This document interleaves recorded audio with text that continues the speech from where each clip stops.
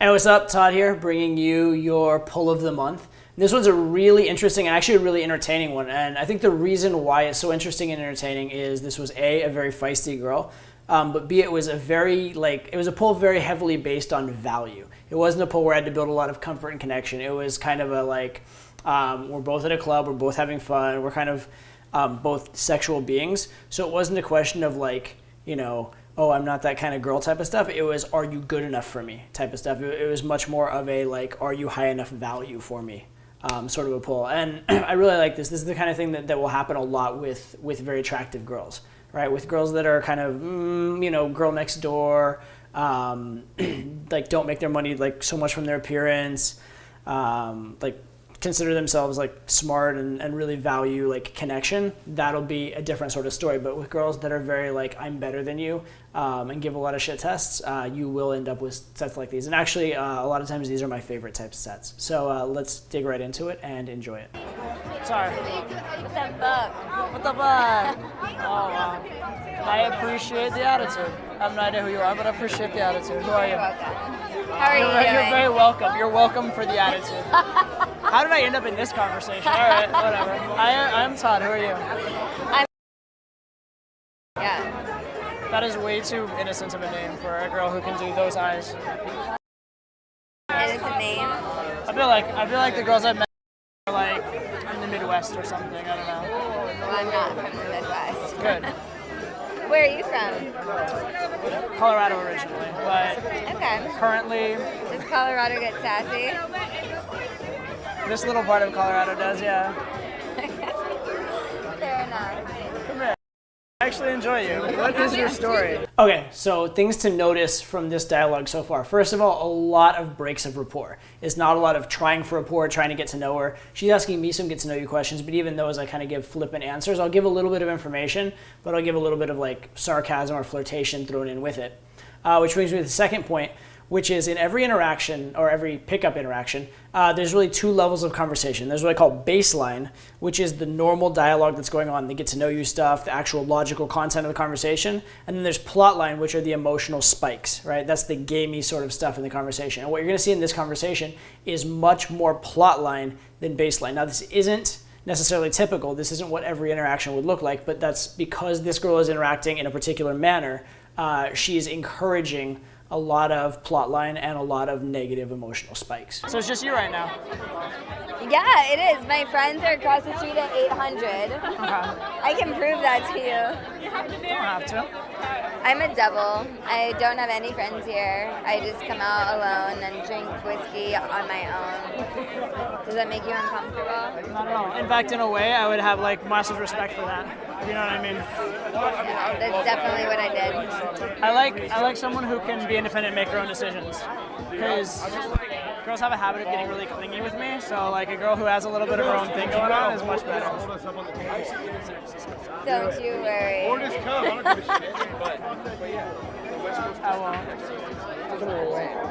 You are. What are you doing? Are you feeling up my back? Oh, you're clinging? Is that what you're doing? I'm clinging. Yeah. I was trying to figure out what you were actually doing. I'm like this.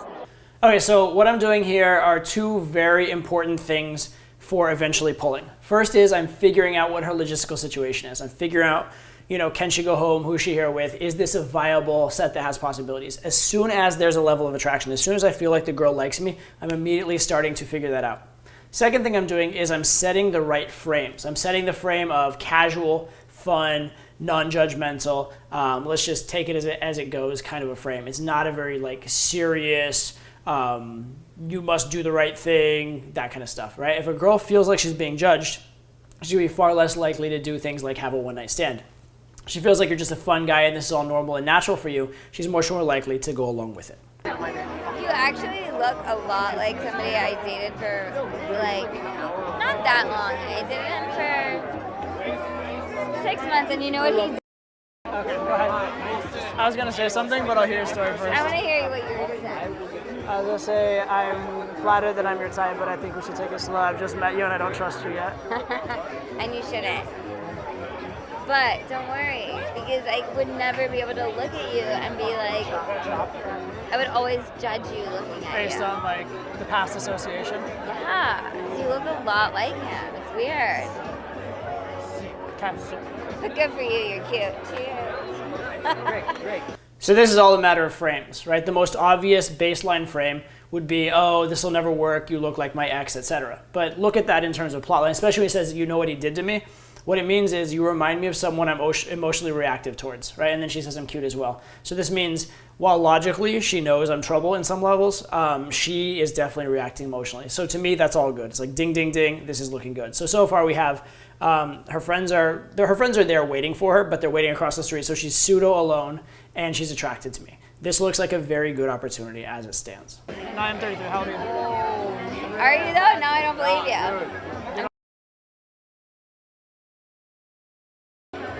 It's doable. I've actually slept with guys who are like 22, so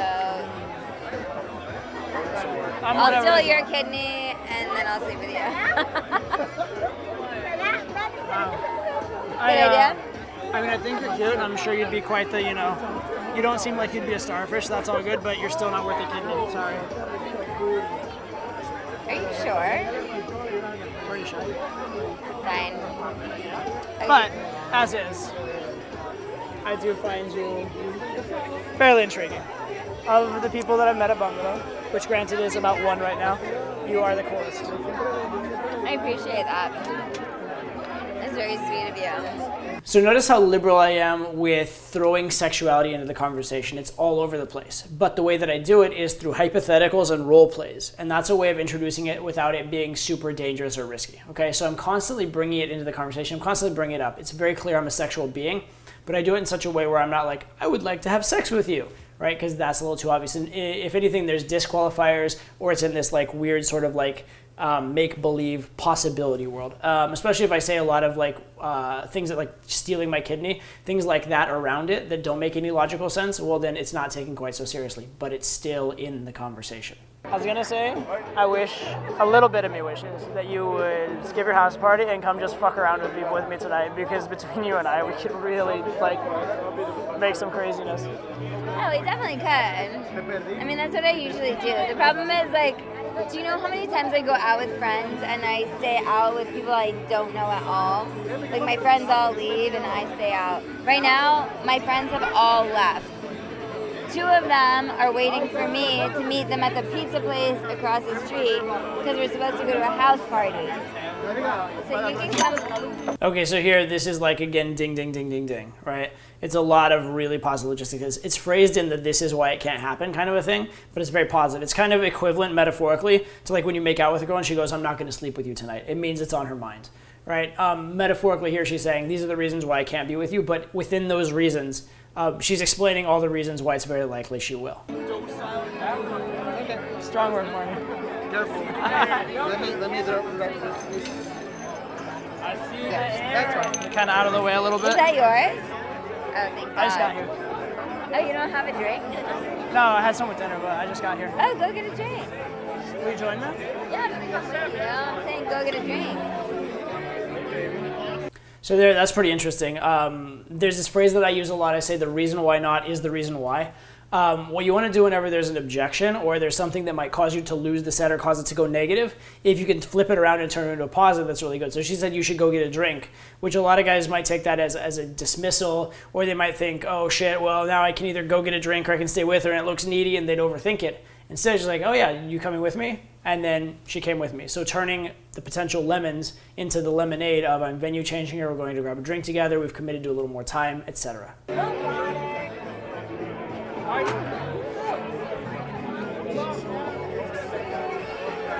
What are you whispering? Stop talking. Like, what were you doing? Just Huh? sitting there.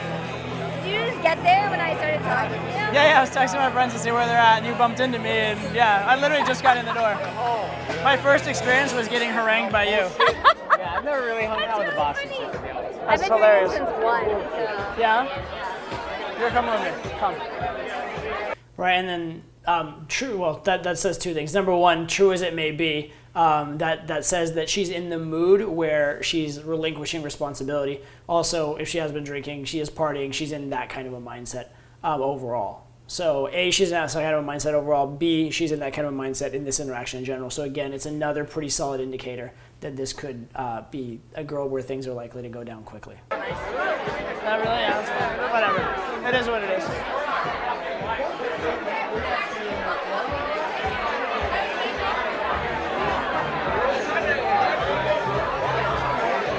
What's your drink of choice? I have it. I gotta go soon. Like, I'm not saying that to be like, I just have to go. That was not a habit. That was not a I'll buy drinks with you and try and keep me her question. I was just, Well, it depends on my mood. Right now I'm drinking whiskey. This is just whiskey. Straight? Yeah. And notice how I pass the shit tests by just kind of acting like everything's normal and natural, like it's no big deal, right? You don't have to overtly win every frame battle. You don't have to like put her in her place. A lot of times just being calm, being non-reactive is the best solution, especially when things are already going well. When things are going badly and you get shit tested, maybe you do have to do something where you have to win in a certain respect. But when things are already going well and things are going smoothly in your favor, you're better off usually to pass the shit test with the minimum amount of effort and not really rock the boat.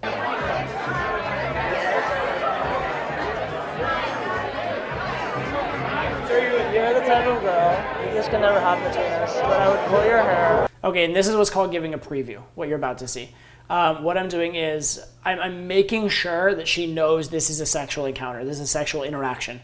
Because what can happen is if you're too platonic or too like, especially if you do a lot of dismissals or disqualification, then she could come with you and not have it in her head that sex is a possibility, right? She might think that she can't have you, or she might actually think that you legitimately just want to be friends. So a couple times in the set, just very briefly, you want to give a strong sexual indicator so she kind of knows what to expect. So that way you don't get her back to your place and then you make a move, she's like, oh, what the fuck was that? She kind of knows what's coming. So here's what I'm doing, I'm giving a preview. But again, I'm putting it as a hypothetical. This is what I would do to you, not this is what I will do to you. Right up against a wall. And tease the living fuck out of you. Really? I guess we'll never know. If I could trust you, yes, but as is no. Right now. Because I can't take you to anywhere where I have a wall that I have control. I guess we get it right here. Sorry, right here. So what would you do? Hypothetically.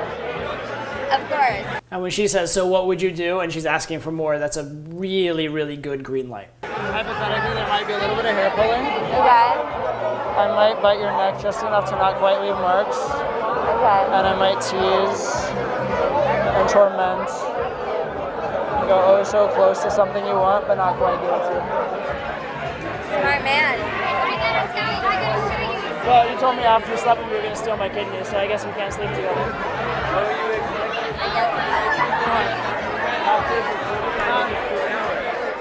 Am I sad? Is that what you said? Do I look sad? Yeah. Yes. I'm so sad. You're actually really fun though. I still don't trust you, but you're fun. Come on.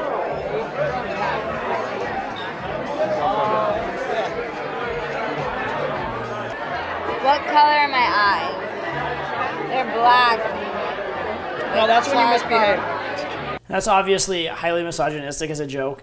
The funny thing is, and you don't obviously need to be misogynistic in game, but the funny thing is, anytime that you do say something that's really controversial or really high risk, it is a show of value because it's showing that you're willing to risk her disapproval. All right, so you don't have to necessarily go this route. And again, it's very clearly a joke. But whenever you do something risky, whenever you do something that's not politically correct, not polite, that is a form of breaking rapport, and it is a form of high value behavior. Sorry, that was really that was really bad. I'm sorry. How often do I misbehave? Right, and here now she's like egging it on. How often do I misbehave? So she's starting to lead the flirtation. She's clearly indicating she wants more of that. She wants more of those emotional spikes. She wants more of that back and forth. So she's telling me how to sleep with her. And this is a very common theme you'll see over and over again in my game. If you listen to the girl, she tells you how to sleep with her. She tells you what her blueprint is, and she's telling me what her blueprint is. On a regular basis, I have a feeling. I don't think I do. But my eyes are still, they're really black. I have huge pupils. Or don't close your eyes, it's fine. Okay, that's all I wanted, thank you. What?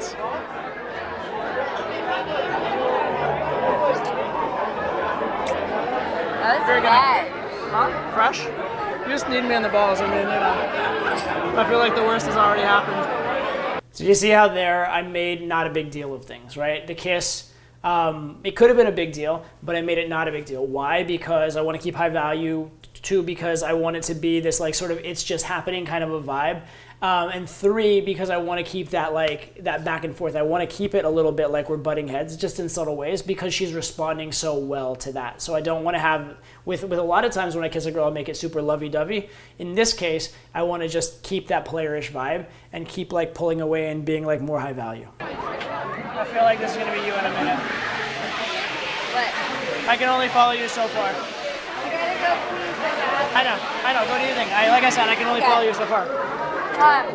Catch me on the flip in a minute, all right? Go. Well, I'm gonna leave. I'm leaving like I know, but come grab my number and say bye before you leave, all right? Okay. Where are you? I'll be right back. So that's really interesting for a few reasons. One, a lot of times when girls go to the bathroom, guys immediately give up. And sometimes go to the bathroom means I want to get rid of you. Sometimes go to the bathroom means she has to go to the bathroom. When you see her like, doing the little bathroom dance, that means she probably actually has to go to the bathroom. So that's big. Walking her there, not needy. I stayed with her, talked with her in line, enjoyed it, and then I just chilled out, told her where to meet me. Not a big deal. And notice she says, no, I have to go. No, I have to go. That's basically her not wanting to be at fault for anything that happens. Because as soon as I say, just come meet me for a second, where will you be? So she clearly wants to see me again. She's clearly kind of invested in that. But again, she doesn't want it to be her fault. Look at you. Come here. You are too much fun. I think.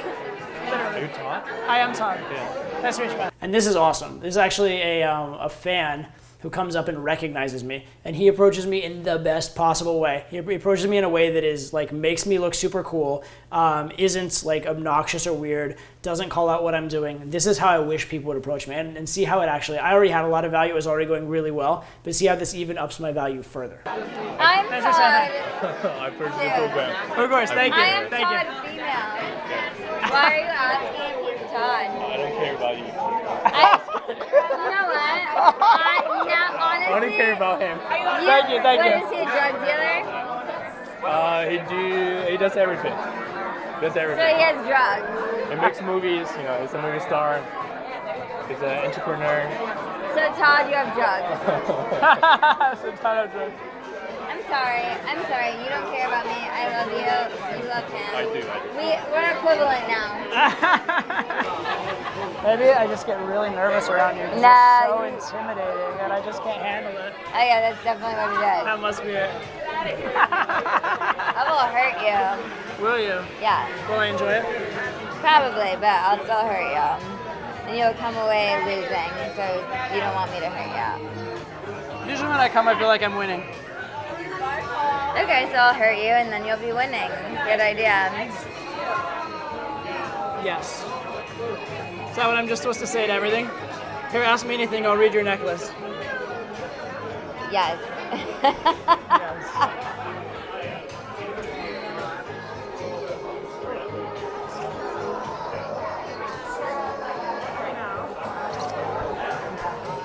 For now. Although I do like your hand on my ass. It's a nice ass, right?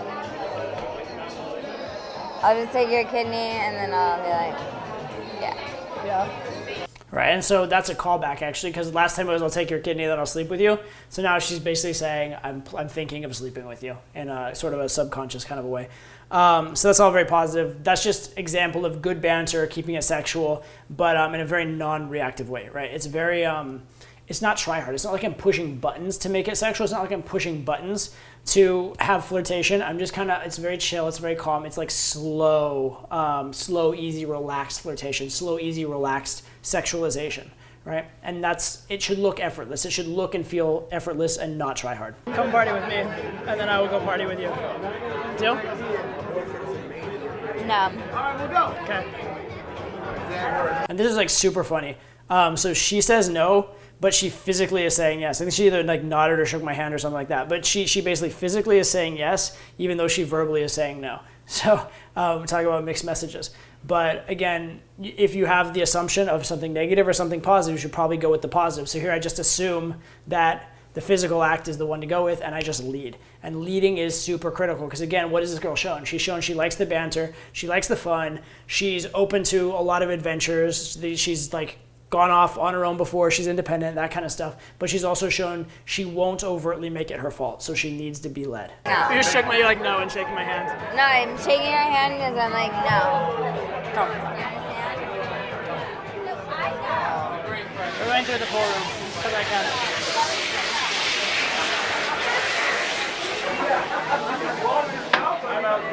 I'm out. So now I'm pretty much just gonna walk her out, but if I get any weirdness or resistance, I'm gonna stop. And also I don't wanna appear to be in a hurry. So even if I am walking her out, it's not such a bad idea to take little interludes along the way so it doesn't appear super try hard, super needy again. So it appears like it just happened. So I'm gonna take a quick little break at the place where we met, which is near the entrance, and have just a moment with her to continue it from there.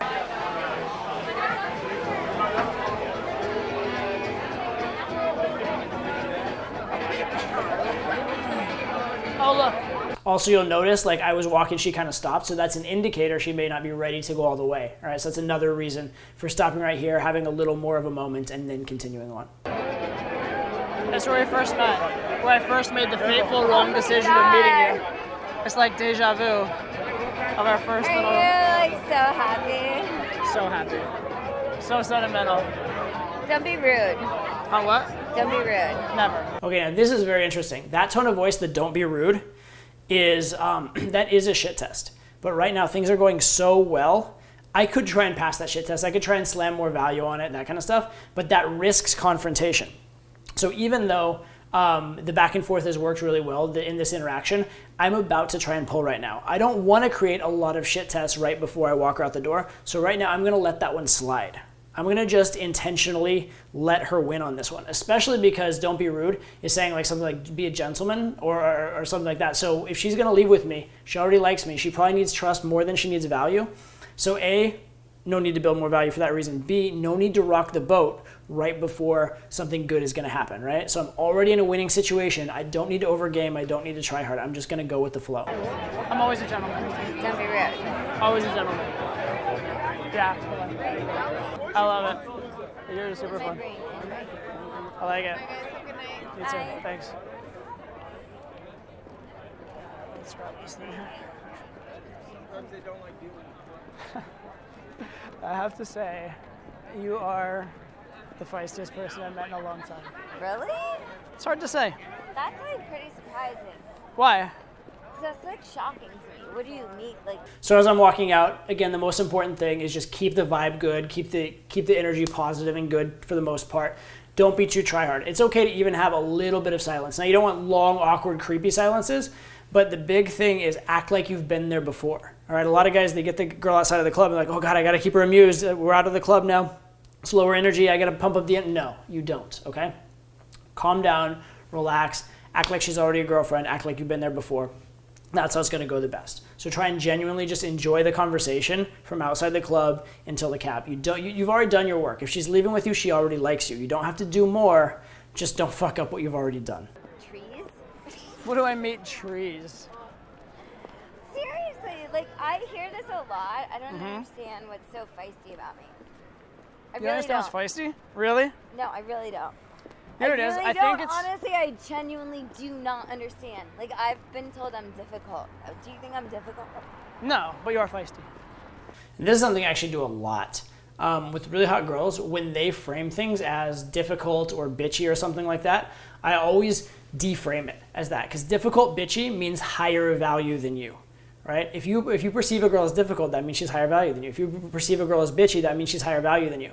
But then if I say, oh no, you're feisty, it's cute when you try and like assert your will over like I'm demeaning it, right? So I'm putting her in a frame of she's trying to be bitchy, but she's not pulling it off, or she's trying to be difficult, but she doesn't pull it off because deep down she's sweet, right? Which again is a frame that says we're closer together and have a better connection, but it's also a frame where she's not at a higher value level than me. This is the subtle shit test that a lot of really hot girls throw at you. Okay.